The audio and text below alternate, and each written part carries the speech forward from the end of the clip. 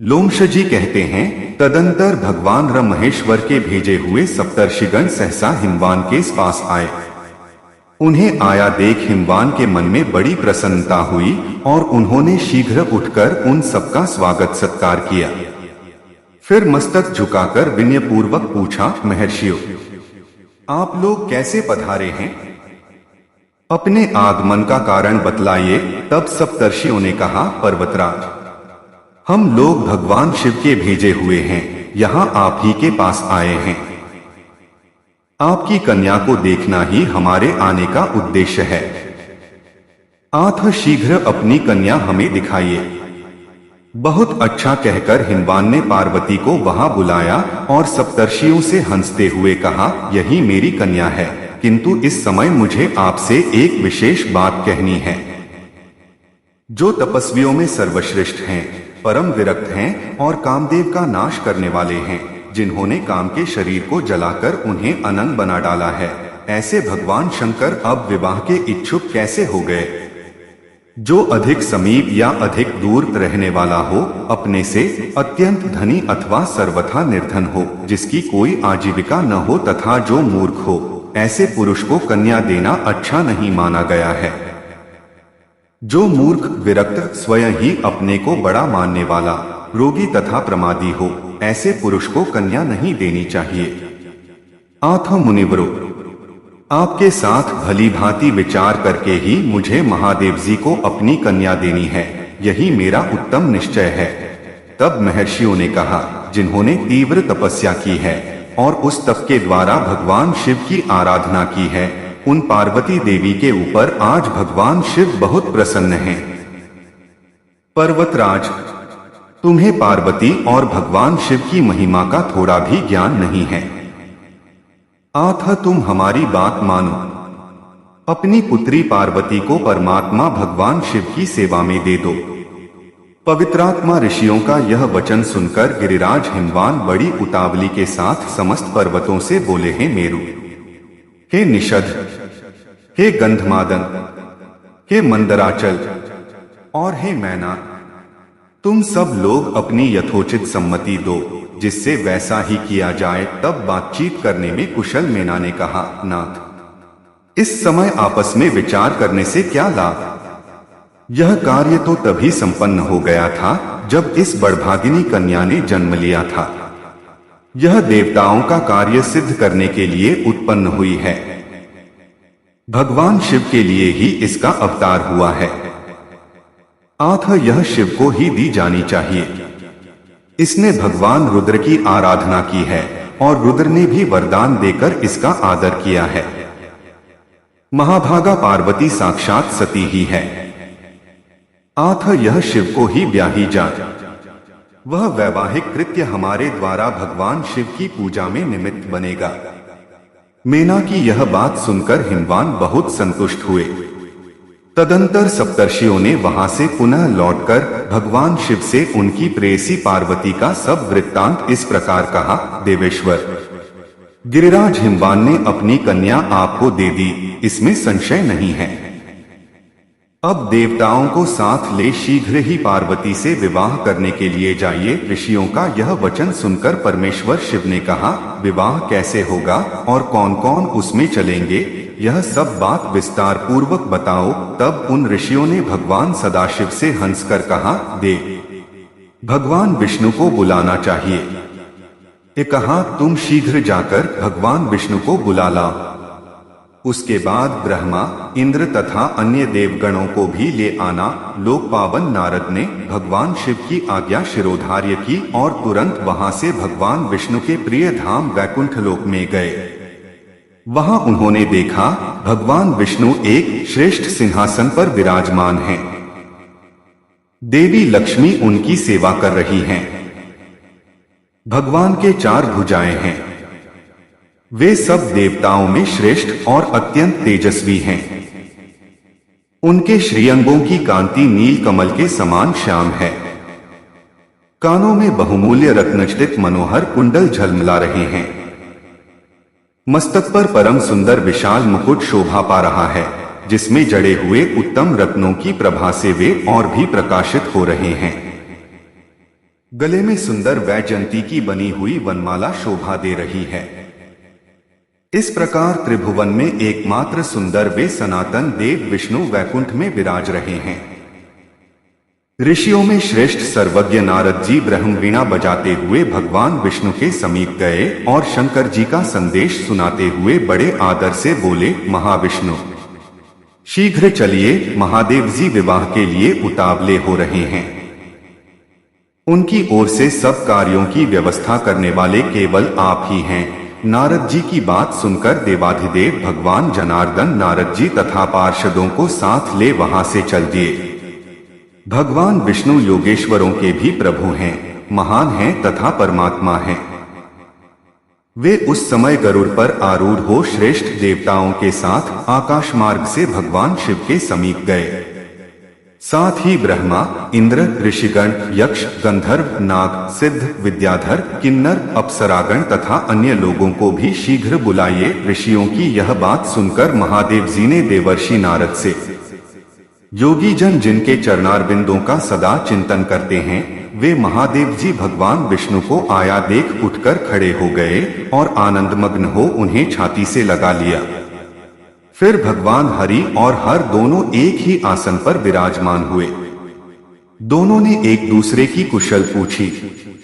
तत्पश्चात श्री महादेव जी बोले, विष्णु पार्वती की तपस्या से मैं उसके वश में हो गया हूँ और आज उसका पाणी ग्रहण करने के लिए हिमवान के घर चलना चाहता हूँ। यह बातचीत हो ही रही थी कि ब्रह्मा जी भी इंद्र तथा संपूर्ण लोकपालों के साथ वहां आ पहुंचे।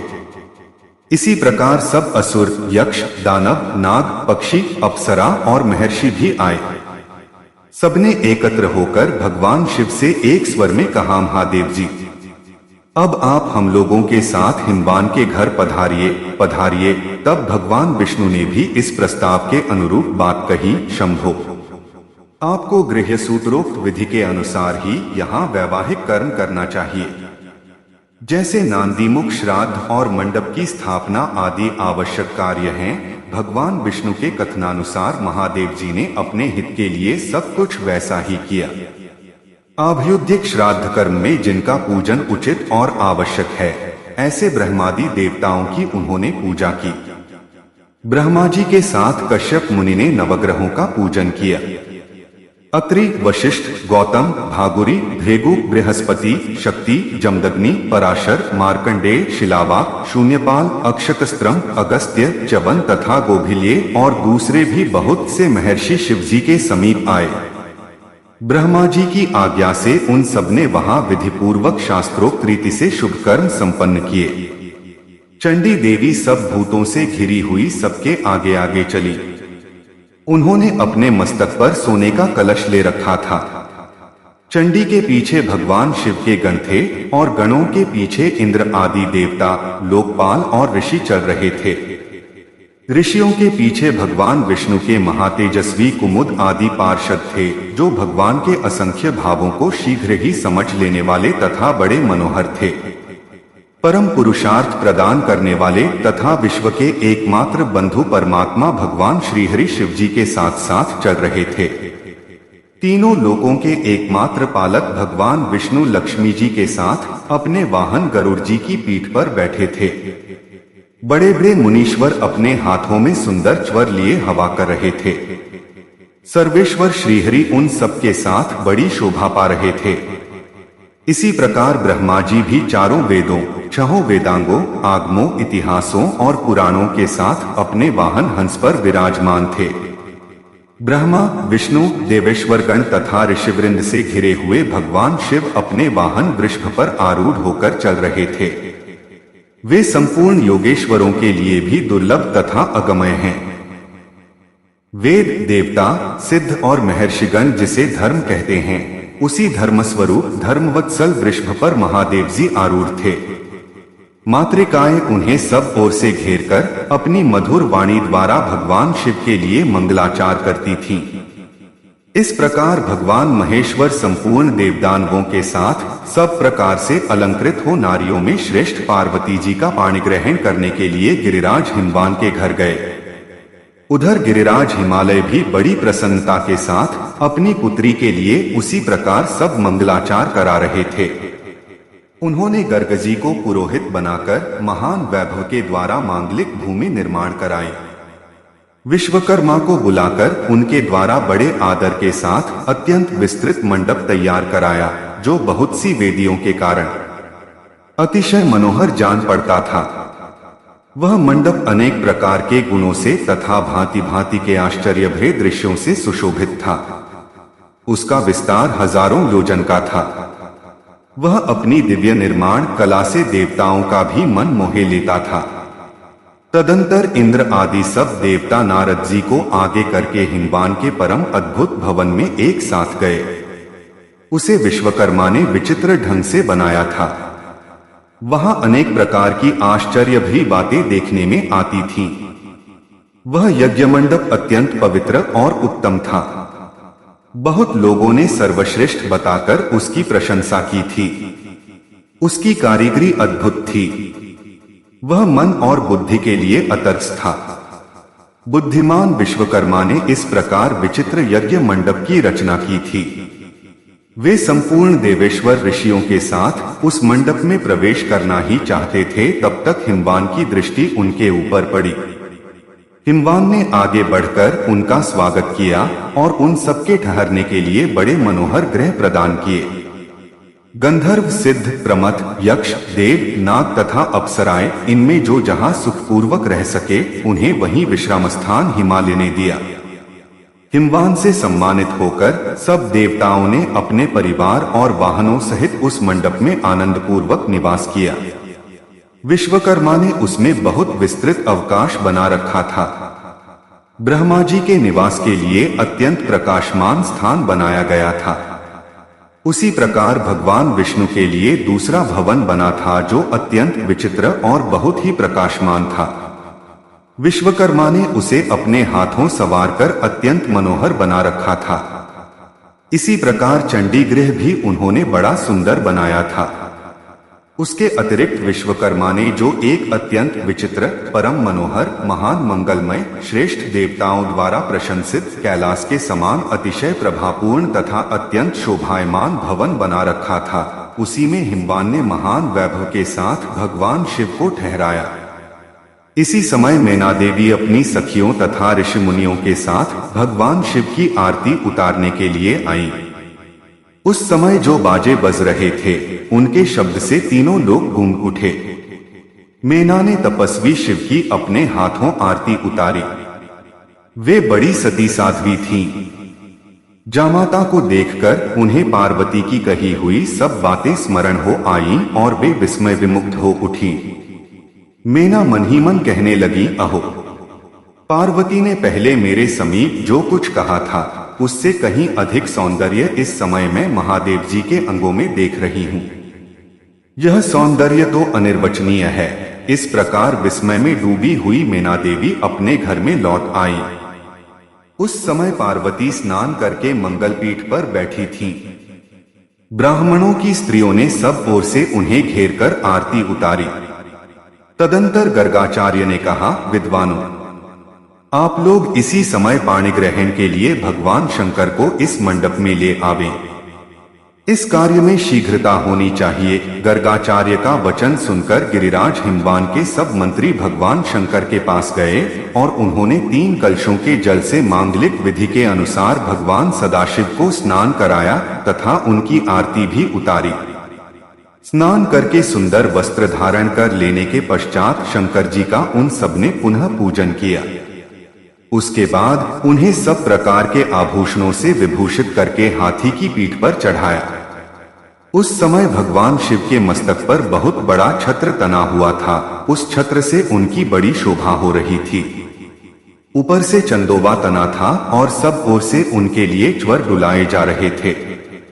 ब्रह्मा, विष्णु, इंद्र तथा सब लोकपाल वर के आगे आगे चलते हुए उत्कृष्ट शोभा से संपन्न दिखाई देते थे। उस यात्रा के समय शंख, भेरी, पटह, आनक और गोमुख आदि बाजे बज रहे थे।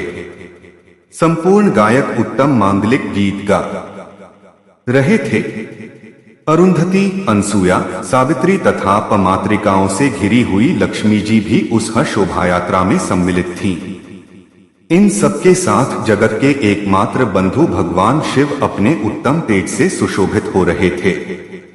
चंद्रमा, सूर्य, अग्नि, वायु, श्रेष्ठ लोकपाल तथा महर्षिगण भी उनके साथ थे।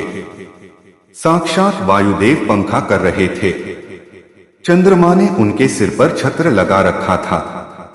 सूर्य आगे रहकर अपने तेज से तप रहे थे। देवराज इंद्र हाथ में बेंत की छड़ी लेकर छड़ीदार का काम कर रहे थे। इस प्रकार देवता और पर्वत भगवान शिव के आगे चलते हुए बड़ी शोभा पा रहे थे। उस समय देवता और मुनि भगवान शिव के ऊपर फूल बरसा रहे थे, जिससे उनकी शोभा और भी बढ़ गई थी। सामने हिमवान का सुंदर भवन था, जो महान वैभव के कारण सब ओर से शोभा संपन्न दिखाई देता था। उस घर का आंगन सोने का बना हुआ था। वहां द्वार पर भगवान शिव की विशेष रूप से पूजा हुई। फिर मनुष्य, देवता और दानवों के द्वारा पूजित होकर उन्होंने उस भवन में प्रवेश किया। इस प्रकार अंतःपुर में पहुंचकर भगवान शिव यज्ञ मंडप में पधारे। उस समय नाना प्रकार की स्तुतियों से परमेश्वर शिव के गुण गाए जा रहे थे। वहां पहुंचने पर गिरिराज हिमवान ने महेश्वर को हाथी से उतारा और मंगल पीठ पर बिठाकर सखियों सहित मेना तथा पुरोहित ने उनकी विशेष रूप से आरती की। वह मधुपर्क आदि की जो आवश्यक विधि है, वह सब ब्रह्मा जी की आज्ञा से पुरोहित ने तत्काल संपन्न की। तत्पश्चात अंतर्वेदी में प्रवेश करके, जहां तनवंगी पार्वती समस्त आभूषणों से विभूषित हो वेदी के ऊपर विराजमान थीं, वहीं महादेव जी भी लाए गए। उनके साथ भगवान विष्णु और ब्रह्मा भी थे। बृहस्पति आदि विद्वान लग्न की प्रतीक्षा कर रहे थे। गर्ग और वशिष्ठ मुनि जहां घड़ी का स्थान था, वहीं बैठे थे। जो ही घड़ी पूरी हुई, गर्गाचार्य ने कार का उच्चारण करके हाथ जोड़कर निवेदन किया, अब मंगलमय पुण्य मुहूर्त आ गया। पार्वती ने अपने हाथ की अंजलि में अक्षत लेकर उसे शिव के ऊपर छोड़ा। फिर दही, अक्षत और कुश के जल से उनका भली भांति पूजन किया। इसी समय गर्गाचार्य के आदेश से हिमवान अपनी पत्नी मेना के साथ वहां कन्यादान करने को उद्यत हुए। मेना सोने का कलश लेकर उनकी अर्धांगिनी बनी हुई थी। परम सौभाग्यवती मेना समस्त आभरणों से विभूषित होकर हिमवान के साथ बैठी थी। उस समय हिमवान ने सबको वर देने वाले भगवान विश्वनाथ से कहा, आज मैं ब्रह्मा जी तथा भगवान विष्णु का संग पाकर और अपने पुरोहित परम महात्मा गर्ग जी के साथ बैठकर देवाधिदेव भगवान शंकर को कन्यादान करता हूँ। विप्रवर, इस समय कन्यादान के लिए उत्तम बेला आई है। इसमें आप संकल्प पढ़े। बहुत अच्छा कहकर वहां आए हुए सब श्रेष्ठ ब्राह्मणों ने हिमवान की बात स्वीकार की। वे सभी शुभ समय के ज्ञाता थे। उन्होंने तिथि, मास, नक्षत्र आदि का यथावत उच्चारण किया। फिर हिमवान भगवान शंकर से इस प्रकार बोले। हिमवान ने कहा था, महाभाग, आप अपने गोत्र का नाम बतावें और अपने कुल का विशेष रूप से परिचय दें। भगवान शंकर के मुखारविंद से इस प्रश्न का कोई उत्तर नहीं मिला। उस समय नारद जी बहुत हंसे और अपनी वीणा बजाने लगे।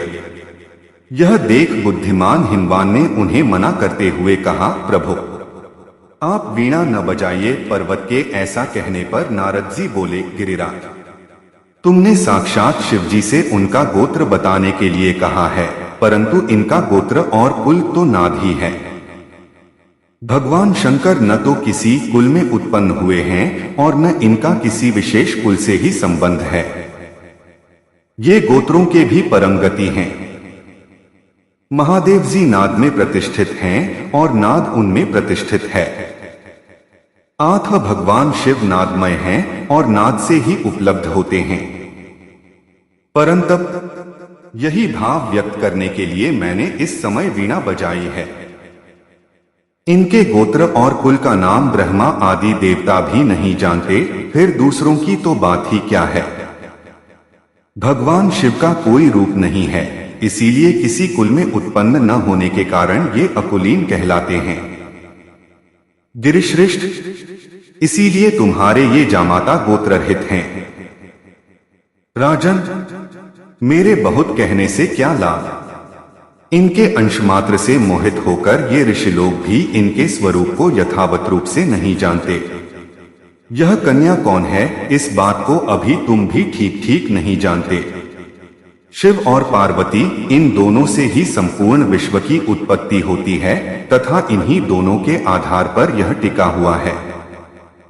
महात्मा नारद का यह वचन सुनकर हिमवान आदि समस्त पर्वत और इंद्र आदि सब देवता विस्मित होकर उन्हें साधुवाद देने लगे।